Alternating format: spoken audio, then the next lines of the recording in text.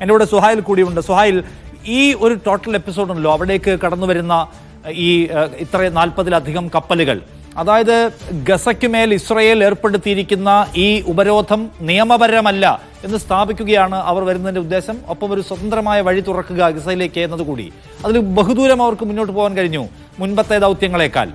ഇത് ഒരു ഈ മൊത്തം ടോട്ടൽ സിനാരിയോയിൽ ഉണ്ടാക്കാൻ പോകുന്ന ഒരു ഇമ്പാക്റ്റ് എന്തായിരിക്കും സുഹൈൽ?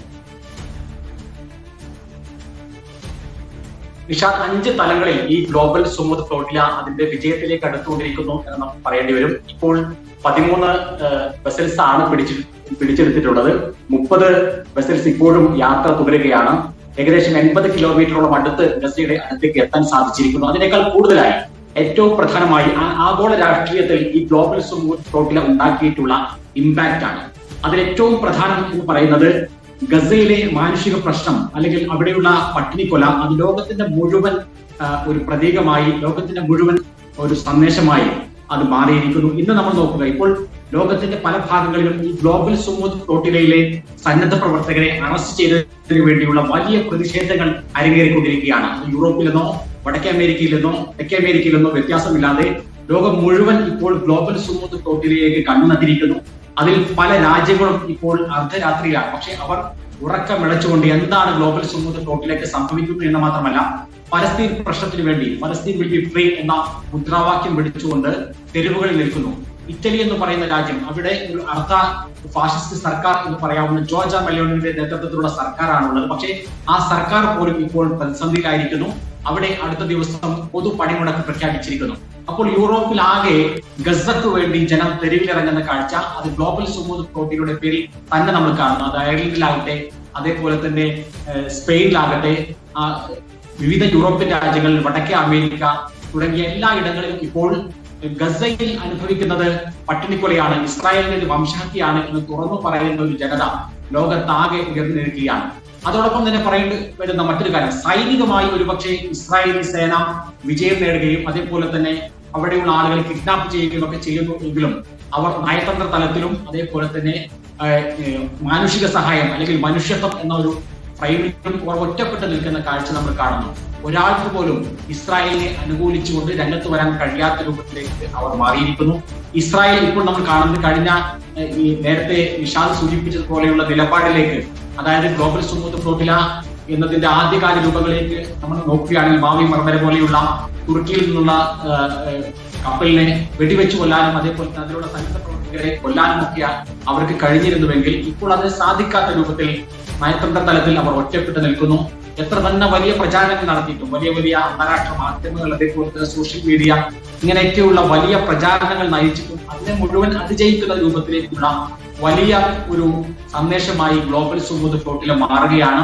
നമ്മൾക്കറിയാം, ഇന്ന് 30ഓളം കപ്പലുകൾ ഇപ്പോഴും അവിടേക്ക് പോയിക്കൊണ്ടിരിക്കുമ്പോൾ ഗസയിൽ നിന്നുള്ള ജനങ്ങൾ അവരെ സ്വീകരിക്കാൻ വേണ്ടിയുള്ള വലിയ ചിത്രങ്ങൾ ഗസയിൽ നിന്നും ഒരു ഭാഗത്ത് വരുന്നു. മറുഭാഗത്ത് വരുന്നത് ലോകത്തിന്റെ വിവിധ ഭാഗങ്ങളിൽ നിന്നുള്ള ഈ ഗ്ലോബൽ സുമൂദ് ഫ്ലോട്ടിൽ ഉയർത്തിവിട്ട സന്ദേശങ്ങളാണ്. അത് ഗ്രേറ്റ തുംബർഗ് മാത്രമല്ല, അവിടെ അണിചേർന്നിരിക്കുന്നത് യൂറോപ്പിൽ നിന്നുള്ള യൂറോപ്യൻ പാർലമെന്റ് അംഗങ്ങൾ അടക്കമുള്ള പ്രമുഖരായിട്ടുള്ള ആളുകൾ അതിലേക്ക് അണിചേർന്നു എന്ന് മാത്രമല്ല, ഈ രാജ്യങ്ങളിൽ നിന്നെല്ലാമുള്ള വലിയ ലക്ഷക്കണക്കിന് ജനങ്ങൾ അവർ ഇപ്പോൾ തെരുവിലാണ് എന്ന് തന്നെ നമുക്ക് പറയേണ്ടി വരും. അപ്പോൾ കുറെ കാലമായി ഏറ്റവും പ്രധാനം നമുക്ക് നോക്കുക, അതായത് ഇപ്പോൾ ഒക്ടോബർ 7 ആക്രമണത്തിന്റെ അല്ലെങ്കിൽ അതിനുശേഷമുള്ള ഇസ്രായേലിന്റെ അധിനിവേശത്തിന്റെയും വംശഹത്യയുടെയും 2ാമത്തെ വർഷത്തിലേക്ക് കടക്കുകയാണ് ഒക്ടോബർ 7 കൂടി. ഈ ഒക്ടോബർ 7 എന്ന് പറയുന്നത് 2023 ഒക്ടോബർ 7 സമാനമായ ഒക്ടോബർ 7 അല്ല. ഇപ്പോൾ അന്നത്തെ സമയം നമുക്കറിയാം, ഇസ്രായേൽ പ്രധാനമന്ത്രി ബെന്യാമിൻ നെതന്യാഹു UN പൊതുസഭയെ അഭിസംബോധന ചെയ്തുകൊണ്ട് പലസ്തീൻ ഇല്ലാത്ത ഒരു മിഡിൽ ഈസ്റ്റിന്റെ ചിത്രം ഉയർത്തിക്കാട്ടുകയും എല്ലാ മിഡിൽ ഈസ്റ്റ് രാജ്യങ്ങളും ഇസ്രായേലുമായി കൈകോർക്കുകയുമാണ് എന്ന് പറഞ്ഞിരുന്നുവെങ്കിൽ 2 വർഷം പിന്നിടുമ്പോൾ എന്താണ് ഗസയിലുള്ള 67,000-ഓളം വരുന്ന മനുഷ്യരുടെ ജീവൻ, രക്തസാക്ഷിത്വം, അതിന്റെയും അതേപോലെ തന്നെ അത് ഇവരുടെ വലിയ ത്യാഗത്തിന്റെയും ഫലം എന്താണ് എന്ന് ഇന്ന് നമ്മൾ അറിയുന്നു. ഇന്ന് പുതിയ ഒരു ഒക്ടോബർ 7 വരുമ്പോൾ ലോകത്തെ ഏറ്റവും കൂടുതൽ ആളുകൾ സംസാരിക്കുന്ന വിഷയമായി പലസ്തീൻ പ്രശ്നങ്ങൾ മാറുന്നു. ലോകത്തെ 13ഓളം വരുന്ന പുതിയ രാജ്യങ്ങളാണ് പലസ്തീനെ അംഗീകരിച്ചിരിക്കുന്നത്. UN പൊതുസഭയിൽ 150ഓളം വരുന്ന രാജ്യങ്ങൾ പലസ്തീനു വേണ്ടി സംസാരിക്കുന്നു. ഈ തരത്തിൽ പലസ്തീൻ പ്രശ്നം എന്ന് പറയുന്നത് ലോകത്തിന്റെ നെറുകയിൽ നിൽക്കുകയും അതിനുവേണ്ടിയുള്ള ശബ്ദങ്ങൾ ലോകത്താകെ ഉയർന്നു വരുന്നു എന്നുള്ളത് തന്നെയാണ് ഈ ഒരു ഗ്ലോബൽ സുമൂത്ത് ഫ്ലോട്ടിൽ അടക്കമുള്ള സംരംഭങ്ങളിലൂടെ വന്നിട്ടുള്ളത്. തീർച്ചയായും അത് പലസ്തീനികളുടെ വിജയം തന്നെയാണ് എന്നുള്ള കാര്യത്തിൽ ഒരു സംശയവുമില്ല. ഇത് ഹമാസ് ഏതെങ്കിലും ഒരു അർത്ഥത്തിൽ ചെയ്തിട്ടുള്ള ഒരു പ്രശ്നം മാത്രമാണ് എന്നുള്ള രൂപത്തിലായിരുന്നു ഇസ്രായേലും അതേപോലെ തന്നെ പാശ്ചാത്യ മാധ്യമങ്ങളും ഇതുവരെ പറഞ്ഞിരുന്നുവെങ്കിൽ ലോകത്താകെയുള്ള മനുഷ്യർ അവർ പഠിക്കുകയാണ് എന്താണ് ഗസയിൽ നടക്കുന്നത് എന്നുള്ളത്. 18 വർഷമായി ഗസ ഉപരോധത്തിലാണ് എന്നുള്ള വിഷയം ലോകത്തിനാകെ ഇപ്പോൾ മനസ്സിലാക്കുകയാണ്. പല ആളുകളും മനസ്സിലാക്കിയത് ഇത് ഒക്ടോബർ 7 കൂടി മാത്രം സംഭവിച്ചിട്ടുള്ള ഒരു പ്രശ്നമാണ്.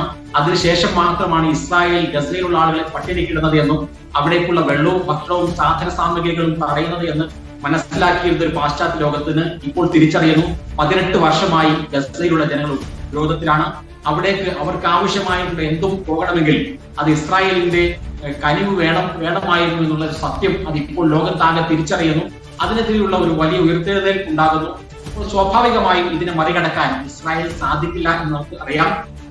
US പ്രസിഡന്റ് ഡൊണാൾഡ് ട്രംപ് തന്നെ സഹായത്തിനെത്തിയിട്ടും ആ തരത്തിലുള്ള വലിയ വഞ്ചനയുടെ പ്രഖ്യാപനങ്ങൾ നടത്തിയിട്ടും ലോകം ഒരേ സമയം ഇസ്രായേലിനെതിരെ നിൽക്കുന്നത്, ഗസക്ക് വേണ്ടി നിലകൊള്ളുന്നത്, പ്രകടനങ്ങൾ നടത്തുന്നത്, വലിയ പ്രതിഷേധങ്ങൾ നടത്തുന്നത് അതിന്റെ കൂടി വിജയമാണ് എന്ന് നമുക്ക് പറയേണ്ടി വരും. ഇപ്പോൾ ഗ്ലോബൽ സുമൂത്ത് ഫ്ലോട്ടിലയുടെ വക്താവ് പറയുന്നത് ഇസ്രായേലിന്റെ ഉപരോധം എത്ര നാൾ തുടരുന്നുവോ അതുവരെ ഈ ഗ്ലോബൽ സുമൂത്ത് ഫ്ലോട്ടില അല്ലെങ്കിൽ ഫ്ലോട്ടിലയുടെ ഈ ഒരു പ്രയാണം ആരംഭിക്കും എന്നുള്ളത് തന്നെ തുടരും എന്നുള്ളത് തന്നെയാണ്.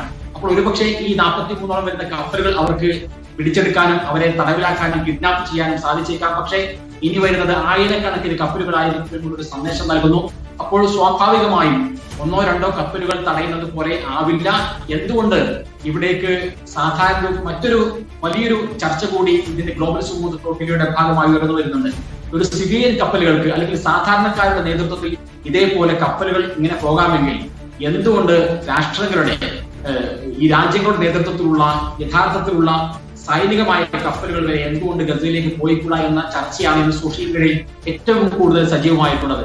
ഒരുപക്ഷെ യൂറോപ്യൻ രാജ്യങ്ങൾ, അതേപോലെ ഇസ്ലാമിക രാജ്യങ്ങൾ, അറബ് രാജ്യങ്ങൾ അവർക്കെല്ലാമുള്ള ഒരു സന്ദേശമായി ആ രാജ്യങ്ങൾ അത് ചർച്ച ചെയ്യേണ്ടി വരും.